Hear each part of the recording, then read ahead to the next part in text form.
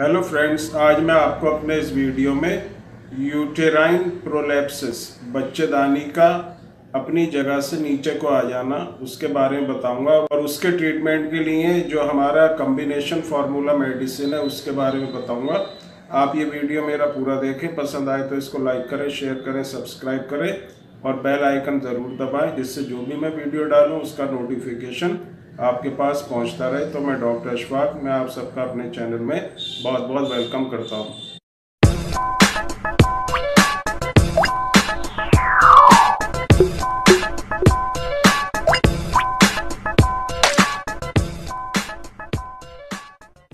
दोस्तों, जो फीमेल होती हैं उनमें जो यूट्रस होता है जिसको बच्चेदानी कहते हैं, वो जो पेल्विक एरिया होता है वहाँ पर जो है फिक्स रहता है मसल्स, टिश्यू या लिगामेंट की मदद से। कभी कभी क्या होता है, जब ये मसल्स या टिश्यू या लिगामेंट जो है वीक हो जाते हैं या ढीले पड़ जाते हैं और जो यूट्रस है उसको वो अपनी जगह पर रोक नहीं सकते या रोकने में जो है वो पूरी तरह से कामयाब नहीं होते, तो उसकी वजह से यूट्रस जो है नीचे की तरफ को आने लगता है और इसी कंडीशन को जो है यूटेराइन प्रोलैप्सिस कहते हैं। अब इसके अगर कॉज की हम बात करें तो मेनली इसमें कई तरह के कॉज रहते हैं। पहला जो है एज, तो एज फैक्टर है। एज के साथ साथ जो मसल्स में जो वीकनेस आ जाती है, मसल्स जो है ढीली पड़ जाती हैं, उसकी वजह से भी जो है यूटेराइन प्रोलैप्सिस हो जाता है। दूसरी बात जो है एस्ट्रोजन जो हार्मोन होता है, जो मसल्स की स्ट्रेंथ के लिए ज़रूरी होता है और यूट्रस की स्ट्रेंथ के लिए भी ज़रूरी होता है। अगर एज के साथ अगर इस एस्ट्रोजन हार्मोन की कमी होने लगती है, डिफिशिएंसी होने लगती है, तो उसकी वजह से भी यूट्रस जो है अपनी जगह से नीचे की तरफ को आने लगता है, क्योंकि मसल्स इस कंडीशन में जो है कमज़ोर होने लगती हैं। तीसरा जो है पेनफुल जो है डिलीवरी। बहुत सी लेडीज़ में प्रेगनेंसी की वजह से या जो वो चाइल्ड बर्थ जो बच्चे को जो जन्म देती हैं उसकी वजह से या पेनफुल लेबर कंडीशन की वजह से भी जो है यूटेराइन प्रोलैप्सिस हो जाता है। क्योंकि प्रेगनेंसी के टाइम में या लेबर के टाइम में जो है उनको एक्स्ट्रा जो है ज़ोर लगाना पड़ता है और उस ज़ोर लगाने की वजह से जो मसल्स पे जो है बहुत ज़्यादा इफ़ेक्ट पड़ता है। और कुछ लेडीज़ में क्या होता है, ये जब फोर्स लगता है यूट्रस के ऊपर, जो उसके साथ में जो मसल्स रहती हैं जो उसको रोक के रखती हैं वो वहाँ पर लचीली पड़ जाती हैं, उसकी इलास्टिसिटी जो है बढ़ जाती है और उसकी वजह से भी जो यूट्रस है वो अपनी जगह से फिर नीचे की तरफ को आने लगता है। जैसे मैंने आपको बताया, एज रिलेटेड तो फैक्टर इसमें रहता ही है और एज रिलेटेड फैक्टर में एक मेनोपॉज भी है। मेनोपॉज जब मेंसेस लेडीज़ के बंद हो जाते हैं उसके बाद भी जो मसल्स है उनमें वीकनेस आ जाती है और क्योंकि एस्ट्रोजन जो हार्मोन होता है उसकी जो है कमी होने लगती है। ऐसी कोई भी एक्टिविटी जिसकी वजह से जो एब्डोमेन, पेट पे जो है जोर पड़ता हो या स्ट्रेस पड़ता है, उससे भी जो है यूटेराइन प्रोलैप्सिस हो जाता है। जैसे पुरानी खांसी रहना या अस्थमा या ब्रोंकाइटिस की प्रॉब्लम रहना।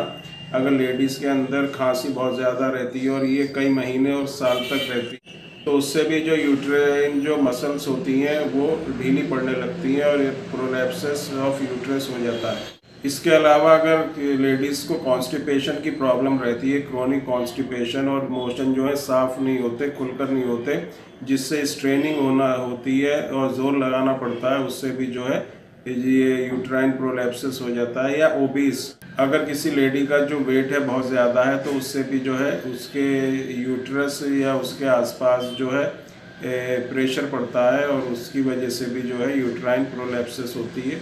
या किसी लेडी में क्या होता है कि फ्लूइड का एक्यूमुलेशन हो जाना, पेट के अंदर पानी का भर जाना किडनी में या लंग्स में प्रॉब्लम की वजह से, जिससे क्या है उसके ऊपर प्रेशर पड़ता है यूट्रस के ऊपर और वो नीचे की तरफ जो है खिसकने लगता है। ये भी कंडीशन रहती है। इसके अलावा कुछ और भी वजह रहती हैं, रीज़न रहती हैं जिसकी वजह से जो है यूटेराइन प्रोलैप्सिस होता है। जैसे स्मोकिंग, अगर कोई लेडी स्मोकिंग करती है तो उसकी वजह से जो मसल्स हैं उसकी वो वीक होती हैं और यूटेराइन प्रोलैप्सिस उनको हो सकता है। बहुत ज़्यादा वज़न उठाना, कुछ लेडीज़ जो है बहुत मेहनत का काम करती हैं, वज़न बहुत ज़्यादा उठाती हैं, कंडीशन में जो है उससे भी जो है बच्चेदानी या यूट्रस जो है अपनी तरफ से नीचे, अपनी जगह से जो है नीचे की तरफ को खिसक जाता है। या इसके अलावा फैमिली हिस्ट्री, अगर किसी लेडी की फैमिली हिस्ट्री में इस तरह की प्रॉब्लम रहती है तो बहुत ज़्यादा चांस रहते हैं कि उस लेडी को भी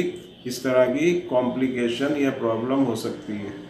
अब ये जो यूट्राइन जो प्रोलेप्सिस है, इसको 4 स्टेज में हम डिवाइड करते हैं, उसकी सीवियरिटी के हिसाब से, उसकी कंडीशन के हिसाब से या उसके सिम्टम्स के हिसाब से। ये 4, या हम दूसरी तरह से कह सकते हैं मसल्स की वीकनेस के हिसाब से जो है 4 स्टेज में इसको डिवाइड किया जाता है। इसको हम first degree, second degree, third degree या फोर्थ डिग्री कहते हैं।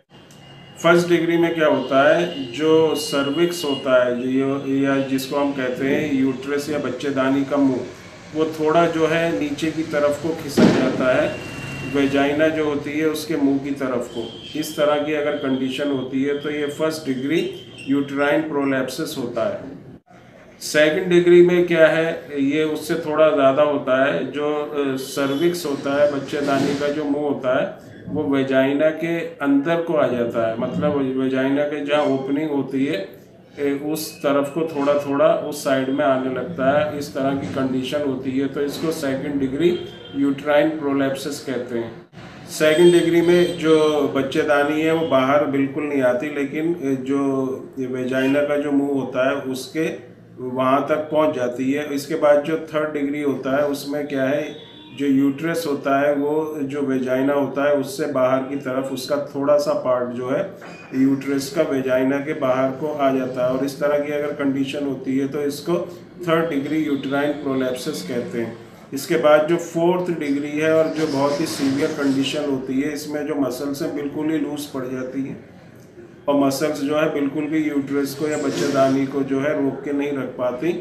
और जब इस तरह की कंडीशन हो जाती है तो इसको फोर्थ डिग्री या एक्सट्रीम कंडीशन कहते हैं यूट्राइन प्रोलेप्सिस की। इसमें क्या होता है, पूरी जो बच्चेदानी होती है या यूट्रस होता है वो वेजाइना से बिल्कुल बाहर आ जाता है, मतलब पूरा जो यूट्रस है वो वेजाइना से निकलकर बाहर की तरफ आ जाता है। और ये एक बहुत ही सीवियर कंडीशन हो जाती है और इसको जो है फिर ज़्यादातर केस में जो है सर्जरी इसका ऑप्शन रह जाता है। अब अगर हम सिम्टम्स की बात करें, अगर किसी को यूट्राइन प्रोलेप्सिस की प्रॉब्लम है तो उस लेडी को क्या क्या सिम्टम हो सकते हैं। तो पहला जो सिम्टम होगा उसको हैवीनेस या फुलनेस या एक भारीपन रहेगा नीचे पेल्विक एरिया जो होता है वहाँ पर, नीचे की साइड में एब्डोमेन के नीचे की तरफ उसको भारी भारी लगेगा और उसको इस तरह की फीलिंग आएगी जैसे किसी को एक छोटी सी बॉल के ऊपर बैठा दिया जाए। इस तरह से उसकी जो कंडीशन होती है, इस तरह उस लेडी को जो है प्रॉब्लम होने लगेगी। दूसरी जो सिम्टम होता है वो इस तरह लगता है जैसे कोई चीज़ जो है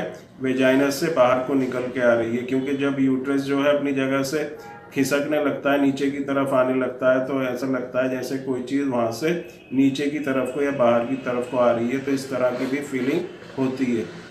तीसरा जो सिम्टम है वो है painful sexual intercourse.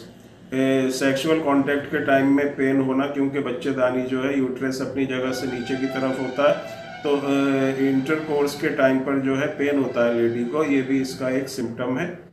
Next symptom जो है यूरिनेशन, यूरिन करते टाइम या पेशाब करते टाइम जो है पेन होना, दर्द होना, या मोशन के टाइम में जो है स्टूल पास करने के टाइम में भी पेन होना, क्योंकि उस टाइम में थोड़ा जोर लगता है और जब जोर लगता है तो मसल्स पे भी जोर पड़ता है, जिससे यूट्रस जो है थोड़ी अपनी जगह से हिलने लगता है, जिससे दर्द होता है। ये भी इसका एक सिम्टम है। और जो एक और जो सिम्टम है वो है चलने में परेशानी होना, क्योंकि कोई चीज़ अपनी जगह पर जब फिक्स नहीं होगी और वहाँ से हिलने डुलने लगेगी, तो कोई लेडी अगर वहाँ पर फिर चलती है तो उसको, क्योंकि यूट्रस अपनी जगह से हिलने लगता है, तो जब वो चलती है लेडी तो उसको प्रॉब्लम होती है। तो ये सब सिम्टम्स होते हैं यूट्राइन प्रोलेप्सिस में। अगर किसी लेडी को इस तरह की कंडीशन है तो उसको ये तरह के सिम्टम्स दिखाई देंगे। अगर इस तरह के सिम्टम्स दिखाई देते हैं तो आसानी से पहचान सकती है कोई भी लेडी के उसको यूट्राइन प्रॉब्लम, ये प्रोलेप्सिस की जो है प्रॉब्लम है। अब इसके अगर हम ट्रीटमेंट की बात करें तो जनरली अगर फर्स्ट डिग्री या सेकंड डिग्री की प्रॉब्लम है तो डॉक्टर क्या है, कुछ जो हार्मोनल इम्बैलेंस होता है, एस्ट्रोजन की जो कमी होती है, उसको थोड़ा बढ़ाने के लिए कुछ गोली, पिल्स, टैबलेट्स वगैरह देते हैं। ये इसमें एक जो और ट्रीटमेंट होता है वो एक रिंग होती है, उस रिंग को जो है इंसर्ट करना जो लेडी है उसके अंदर यूट्रस में, जिससे उसको फिक्स कर दिया जाए या मसल्स के साथ उसको चिपका दिया जाए या उसको अटैच कर दिया जाए, तो इस तरह से भी इसका ट्रीटमेंट कर सकते हैं। लेकिन ट्रीटमेंट जो है डिपेंड करता है कि जिस लेडी को ये प्रॉब्लम है उसकी एज क्या है और उसका मतलब आगे फ्यूचर प्लान क्या है। अगर उसका आगे वो चाहती है कि कंसीव करना है उसको या और बच्चे चाहती है, तो इस कंडीशन में जो है उसको टेम्परेरी कोई भी उसके लिए एडजस्टमेंट किया जाता है। लेकिन अगर एज ज़्यादा है या उसको कोई इस तरह की रिक्वायरमेंट नहीं है कोई भी बच्चे वगैरह की, तो उसको जो है सर्जरी से यूट्रस को रिमूव भी कर दिया जाता है। तो इस तरह का जो ट्रीटमेंट है वो डॉक्टर्स करते हैं। लेकिन इन सब कंडीशन को अवॉइड करने के लिए होम्योपैथी जो है बहुत ही अच्छा जो है इसका अल्टरनेटिव है, बहुत ही अच्छा इसमें ट्रीटमेंट है। और हमारे यहाँ हम जो होम्योपैथिक कम्बिनेशन फार्मूला मेडिसिन देते हैं वो बहुत ही इफ़ेक्टिव है। और ये मेडिसिन जो हम बनाते हैं और यूटेराइन जो प्रोलैप्सिस है या बच्चेदानी के खिसकने में जो हम देते हैं, ये बहुत ही इफ़ेक्टिव है। इसको क्या है, आप जो है बिना सर्जरी के, बिना किसी और ट्रीटमेंट के आप आसानी से होम्योपैथिक मेडिसिन की मदद से इनको बिल्कुल यूट्राइन प्रोलैप्सिस की जो प्रॉब्लम है, जो भी कॉम्प्लिकेशन है, उसको हम बिल्कुल क्योर कर सकते हैं। तो ये बहुत ही इफ़ेक्टिव होम्योपैथिक मेडिसिन हैं। इसमें कई तरह की मेडिसिन मिक्स करके कम्बिनेशन हम तैयार करते हैं और ये बहुत ही इफ़ेक्टिव है। अगर किसी भी लेडी को यूट्राइन प्रोलैप्सिस की प्रॉब्लम है तो ये हमारा homeopathic combination formula medicine use कर सकते हैं। इसका बहुत ही अच्छा रिजल्ट है और बिना सर्जरी के, बिना किसी दूसरी ट्रीटमेंट के आसानी से यूटेराइन प्रोलैप्सिस की जो प्रॉब्लम है उसको आसानी से क्योर किया जा सकता है। इसका बहुत ही अच्छा रिजल्ट है।